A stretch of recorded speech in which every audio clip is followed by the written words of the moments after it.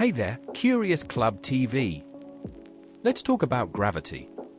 You know, that thing that keeps your feet firmly planted on the ground. It's easy to think of gravity as a force, like when you step on a scale, and it reads out how hard Earth is pulling you down. But what if I told you gravity is much more mysterious than you think? Buckle up, because today we're diving deep into the secrets of the cosmos. Okay, let's start with the basics. We've all heard the story of Newton and the apple. No, it didn't hit him on the head, but it did make him wonder why apples fall straight down. Newton's answer? Gravity, a force pulling objects with mass toward each other. Simple, right? But Newton wasn't completely satisfied with his own theory. He had this sneaking suspicion that gravity might not just be a pull. What if it was a push? Spoiler, he wasn't entirely wrong. Fast forward to 1905.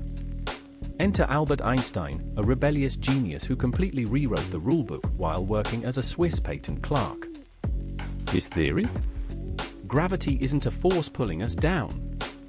It's actually the result of a massive object warping the very fabric of the universe, space-time. Space-time is the four-dimensional tapestry that combines space and time. It's the arena where gravity, matter, and energy interact. Imagine the fabric of space-time like a giant, invisible trampoline. Drop a heavy ball in the center, and the fabric bends around it. That's what happens with planets, stars, and black holes. The bigger the object, the deeper the curve it creates. That's why the planets don't get pulled by the sun, they're just following the curves in space-time.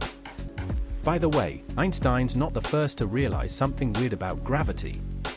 Galileo, long before Einstein, showed that objects, no matter their size or weight, fall at the same rate. Ever seen the famous footage of an astronaut dropping a hammer and a feather on the moon? They hit the surface at the same time. Why? Because gravity isn't really pulling them down, they're moving along the same path in warped space-time. Wait! If gravity warps space-time, then why do astronauts float in the International Space Station? Great question! They're not floating because there's no gravity, they're floating because they're in free fall around Earth.